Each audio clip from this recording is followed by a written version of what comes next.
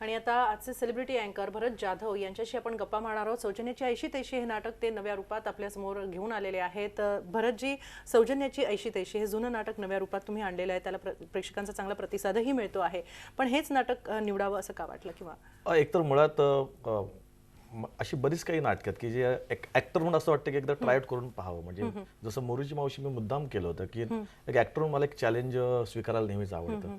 सौजन्याची ऐशी तैशी नाटक मुळात सौजन्य हा प्रकार राहिलेलाच नाहीये आणि जो कोणी ओढून तोडून सौजन्य आणत असेल तर त्याला त्याचा कसा प्रॉब्लेम होतो घरी। नाटकाची गंमत फार चांगली आहे। 1974 साली नाटक आलं होतं, राजा भाऊने केलं होतं त्यातला रोल, तो मेन रोल, आणि ते अजरामर आहे नाटक, नो डाऊट। पण आता बरेच चेंजेस केलेत केदार शिंदे त्यात। म्हणजे मूळ संकल्पना फक्त वसंत सबनीसांची ठेवली आणि बाकी सगळे चेंजेस करून आत्ताच्या पिढीला आवडणार कसं, म्हणजे पूर्वी चाळ सिस्टीम होती, आता ती सोसायटीमध्ये आली आहेत, पण शेजारी हा प्रकार आहेच। शेजारी कसा भांडतो आणि आपण त्याला कसं प्रत्युत्तर करतो, की एकंदरीत त्यांची जी काय एक शाब्दिक चकमक असेल किंवा अगदी एक लेवल सोडून चकमक आहे, ते एक मूळ संकल्पना धरून केदारने बांधले आणि लोकांना आवडते, लोक एन्जॉय करतात, धमाल करतात। लोक धमाल करतात ते आहेच, पण त्याचबरोबर आता भरत आणि केदार पुन्हा एकदा एक नवं नाटक घेऊन आलेत, म्हणजे ऑफकोर्स सौजन्याची ऐशी तैशी, पण मग लोकांचा यामुळे प्रतिसाद कसा मिळतो आहे?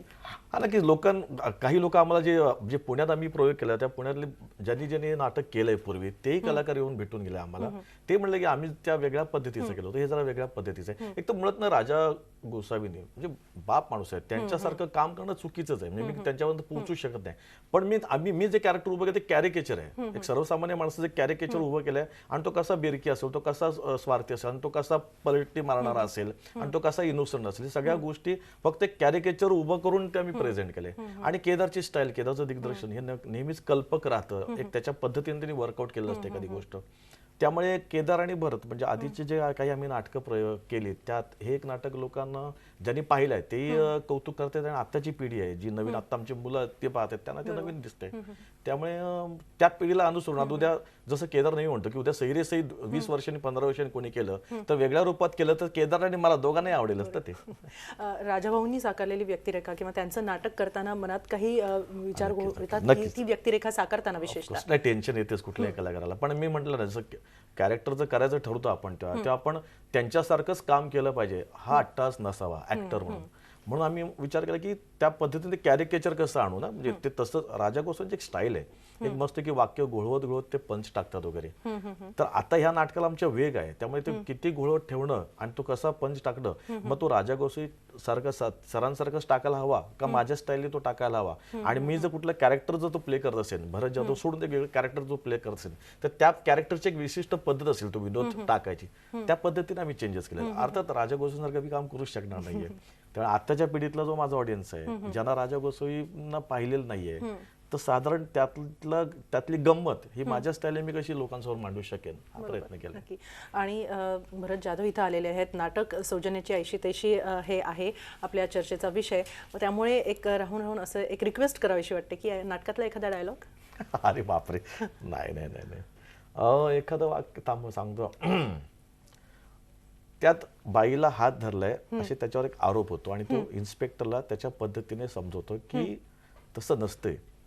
मग एकदम सांगतो की यांनी बाईचा हात धरला, तो म्हणतो की जिचा मी हात धरलाय ती त्यांना विचार त्यांची बायको आहे का, ती त्यांची बाई आहे। तो बाई आणि बायकोने फरक काय? फरक आहे प्रत्येक बायको ही जरी 100% बाई असली तरी प्रत्येक बाई ही 100% बायको असतेच असं नाही। नक्की नक्की। आणखीन एक प्रश्न आहे सौजन्याची ऐशी तैशी बाबत नाही, पण आज तुम्ही इथे एका वेगळ्या भूमिकेत होतात, एका न्यूज अँकरच्या भूमिकेत होतात, न्यूज वाचताना कसं वाटलं? नक्कीच टेन्शन आलं मला, म्हणजे मी कधी असं पहिल्यांदा असा प्रकार हँडल केलाय मी, आणि न्यूज वगैरे देणं म्हणजे जी गोष्ट आपल्याला जमते ती करावी ह्या मताचा मी आहे। जसं मला बरेच लोक म्हणतात दिग्दर्शन कर वगैरे, तर नाही जमणार मला, मी सांगू शकेन याला इकडे जा तिकडे जा, पण मी ते करू शकत नाही। तसं एक न्यूज देणं हा एक वेगळा जॉब आहे तो, आणि एका स्थिर कॅमेरासमोर बघत बोलणं वगैरे ते तेवढं सोपं नाही, आपली सतत नजर अशी हातवारे हलत असतात, न्यूजला हातवारे वगैरे चालणार नाहीये, त्यामुळे ते नक्कीच मला थोडं टेन्शन आलं होतं। खूप खूप धन्यवाद, इथं आलात, आमच्याशी चर्चा केलीत, गप्पा मारल्यात, त्याचबरोबर न्यूज आमच्याबरोबर आमच्या प्रेक्षकांबरोबर शेअर केल्यात त्यासाठी, आणि त्याचबरोबर सौजन्याची ऐशी तैशी आणि तुमच्या पुढच्या वाटचालीसाठी झी24 तासकडून खूप खूप शुभेच्छा। थँक्यू। आणि इतके रोल मी केलेत, त्यात हा एक नवीन रोल तुम्ही मला करायला दिलात, त्याबद्दल तुमचा पण आभार आहे मी। खूप खूप थँक्यू।